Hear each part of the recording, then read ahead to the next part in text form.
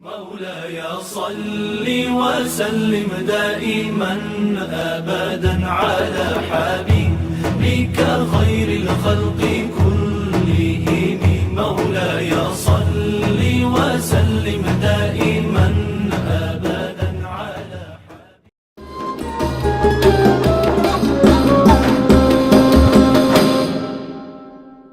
Assalamualaikum warahmatullahi wabarakatuh.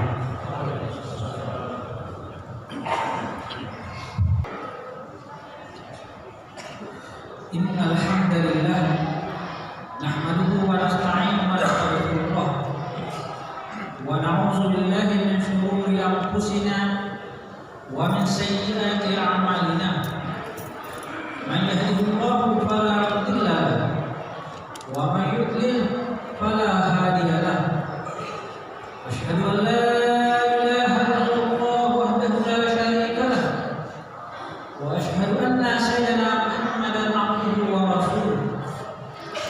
Allahumma shalli wa sallim wa barik ala sayyidina Muhammad wa ala alihi wa sahbihi wa man tabi'ahum ila yaumiddin. Amma ba'd. Fa ya ibadallah, ittaqullah haqqa tuqatih wa la tamutunna illa wa antum muslimun. Faqad qala Allah ta'ala fil Qur'anil 'azim, a'udzu billahi minasy syaithanir rajim. Bismillahirrahmanirrahim. Ya ayyuhan nasu u'budu rabbakum alladzi khalaqakum wal ladzina min qablikum la'allakum tattaqun.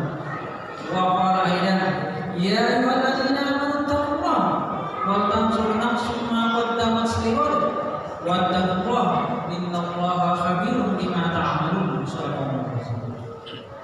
Muslimin rahimakumullah. Alhamdulillah, segala puji kepada Allah Subhanahu wa taala yang senantiasa memberikan kita nikmatnya, mencurahkan kita anugerahnya, keberkahannya kepada diri kita semua, sehingga diri kita ini masih senantiasa tergerak dan bergerak untuk menghadap kepada Allah Subhanahu wa taala. Begitu pula salawat dan salam kehadiran Nabi besar Muhammad sallallahu alaihi wasallam, Nabi terakhir yang telah menyampaikan kepada kita Al-Quran, yang mengajarkan kepada kita isinya, sehingga kemudian kita mengetahui bagaimana cara beribadah kepada Allah Subhanahu wa taala dengan cara yang benar. Dan melalui mimbar ini khatib mengajak kepada kita semua untuk senantiasa bertakwa kepada Allah, takut kepada Allah Subhanahu wa taala, dan senantiasa menjaga iman kita hingga ajal nanti. Muslimin rahimahullah. Di dalam salah satu ayat yang saya bacakan sebelumnya, Allah memerintahkan kita untuk beribadah kepada Allah. Ya ayyuhan nasu u'budu, wahai sekalian manusia, sembahlah. U'budu rabbakum alladzi khalaqakum, Tuhan yang telah menciptakan kalian, walladzina min qablikum, dan orang-orang sebelum kalian, la'allakum tattaqun, agar menjadi orang yang bertakwa. Bahwa kita diperintahkan oleh Allah untuk beribadah, ini adalah sesuatu yang telah kita paham semuanya. Bahkan kita diberi naluri oleh Allah untuk beribadah kepadanya. Ketika manusia belum mendapatkan dakwah dari Islam, mereka juga memiliki kecenderungan untuk menyembah kepada kekuatan yang berada di luar diri mereka. Ada naluri. Akan tetapi naluri dan kecenderungan untuk beribadah ini ternyata tidak mampu mengantarkan kepada kita kepada pengetahuan tentang cara beribadah, tentang cara beribadah kepada Allah dengan cara yang benar. Maka kemudian Allah memberikan petunjuknya melalui wahyu, melalui Al-Quran dan hadis dan sunnah Nabi sallallahu alaihi wasallam, yang mengajarkan kepada kita cara beribadah dengan cara yang benar. Maka kemudian setiap umat Islam memiliki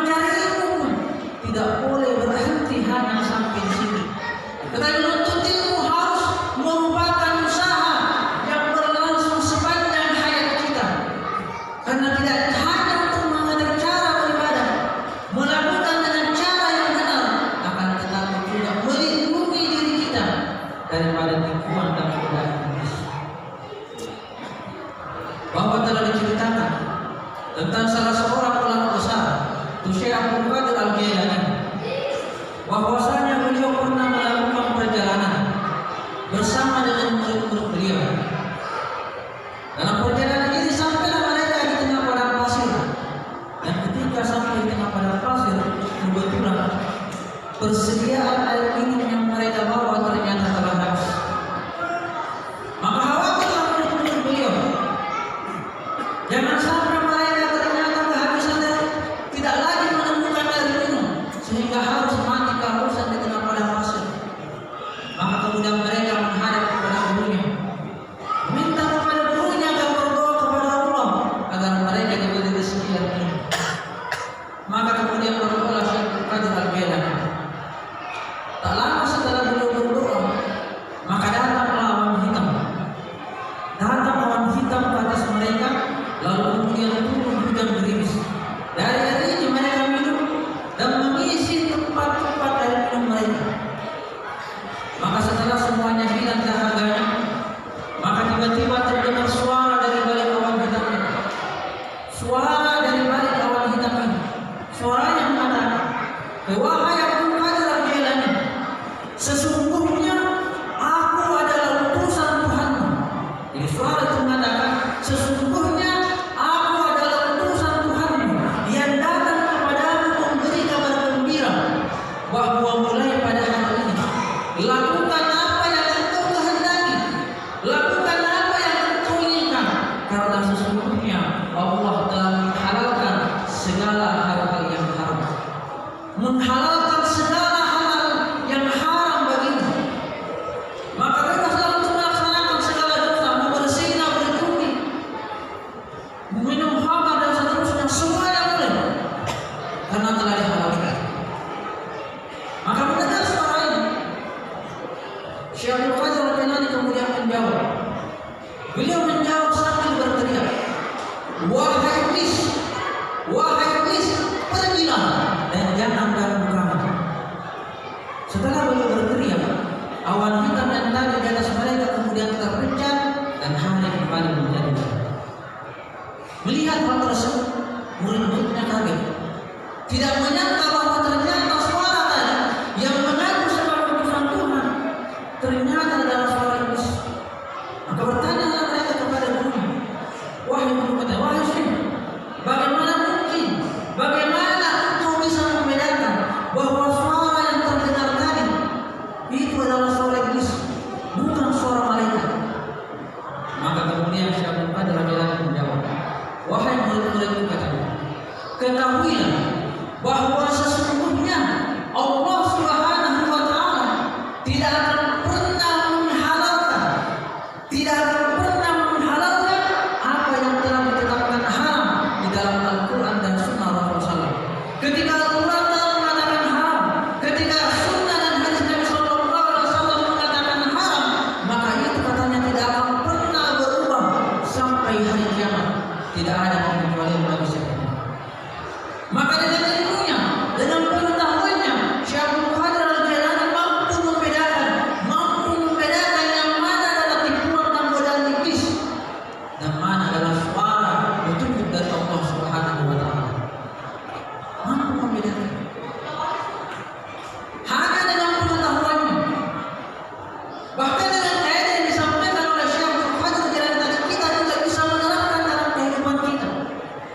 Ketika kita dalam kehidupan sehari-hari misalnya tergoda untuk melakukan dosa, lalu kemudian muncul pembenaran di dalam hati, kita tergoda untuk melakukan maksiat, lalu muncul pembenaran,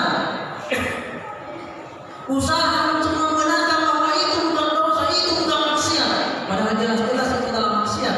Maka boleh jadi itu adalah bisikan iblis yang datang ke diri kita, yang membisikkan kepada kita namun kita tidak menyadarinya, yang boleh jadi akan mengantar kita, membawa kita melakukan dosa dan maksiat.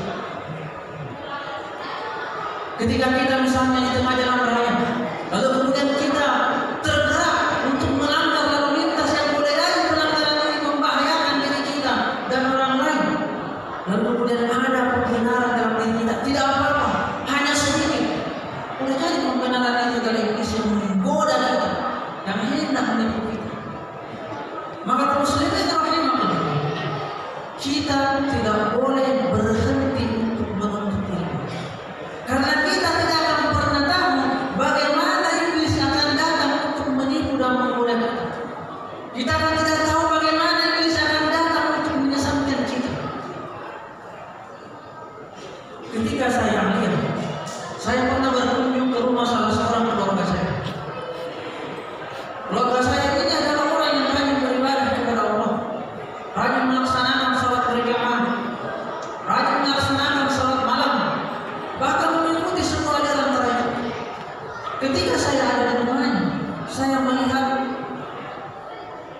ternyata beliau tidak mau pergi sholat berjamaah.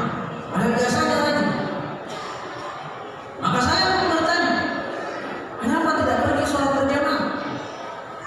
Maka kemudian beliau bercerita bahwasanya katanya sekitar 2 minggu yang lalu, ketika beliau selesai sholat malam, beliau menunggu datangnya azan subuh. Ketika sementara menunggu ini beliau tertidur, dan di dalam tidurnya beliau bermimpi. Di dalam mimpinya beliau melihat bahwa ternyata orang-orang yang sholat berjamaah bersama dia, yang biasanya sholat berjamaah bersama beliau, ternyata beliau melihat dalam mimpinya berubah menjadi kepala binatang semua.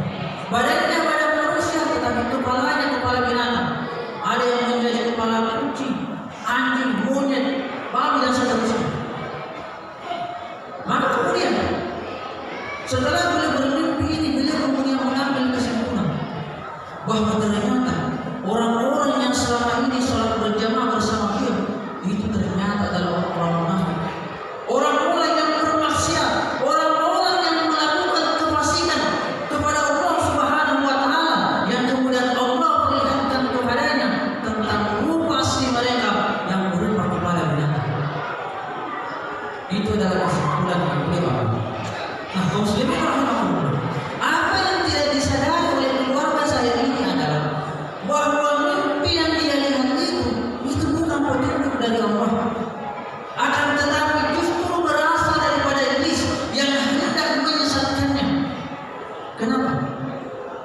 Pertama, gara-gara mimpinya muncul sifat sombong di dalam dirinya, memandang enteng orang lain, memandang orang lain itu sebagai orang yang hina, orang bermaksiat, orang fasik, kesombongan.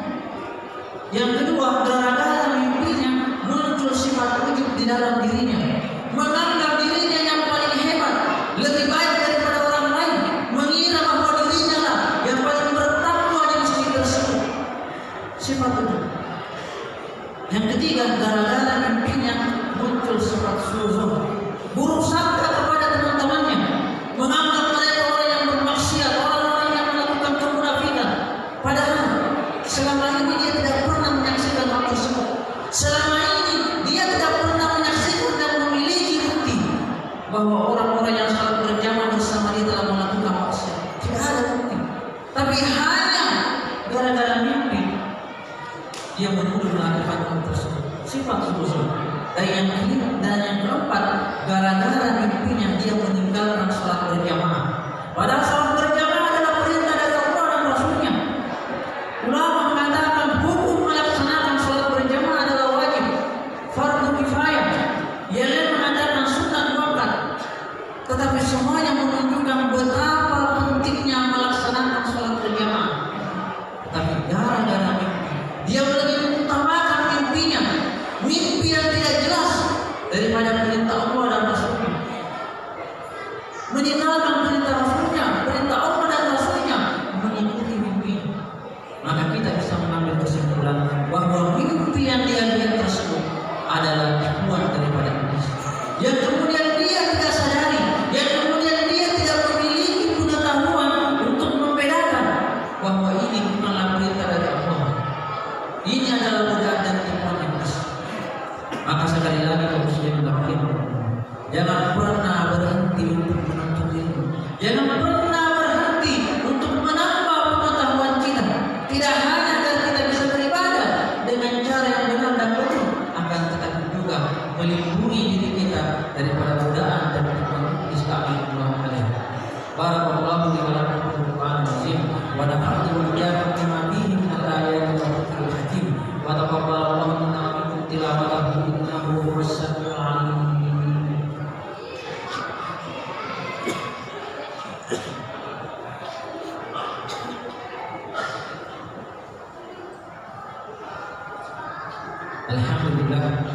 Alhamdulillah kama yanbaghi li jalalihi wa 'azimi sultanihi.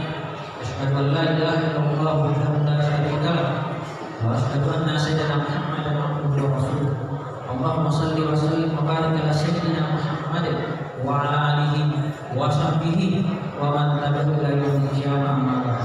Fa ya ibadallah, ittaqillah haitsu ma kunt wa bisayyi'atil hasanah tamhuha wa khaliqin nasa bi khuluqin hasan. Dan bertakwalah kepada Allah dimanapun kalian berada, dan ikutkanlah dari setiap kesalahan itu dengan satu kebaikan, karena sesungguhnya kebaikan itu akan menghapus kesalahan tersebut dan pergaulan manusia dengan akhlak yang baik. Maka Allah Ta'ala dalam Quran Al-Azim, A'udzubillahi minasyaitonir rajim, Bismillahirrahmanirrahim. Innallaha wa malaikatahu yusholluna 'alan nabi, ya ayyuhalladzina amanu shollu 'alaihi wa sallimu taslima. Allahumma shalli wa sallim wa barik ala sayyidina Muhammad wa 'ala alihi wa sahbihi ajma'in. Allahumma ighfir lil mu'minina wal mu'minat wal muslimina wal muslimat al-ahya'i minhum wal amwat innaka sami'un qaribun mujibud da'wat ya waliyal hamd. Allahumma ansur muslimina wal muslimat wal mu'minina wal mu'minat wal mujahidina wal mujahidati fi kulli makan wansurna 'alal qawmil kafirin. Rabbana la tuzigh qulubana ba'da idh hadaytana wa hab lana min ladunka rahmatan innaka antal wahhab. Rabbana atina fid dunya hasanah wa fil akhirati hasanah wa qina adzabannar. Ya Allah, inna Allah yaqulu bil ihsan wa ita'i al-qurba wa yanha 'anil fahsya'i wal munkar wal baghi ya'muru bil 'adli wa yanha 'anil munkar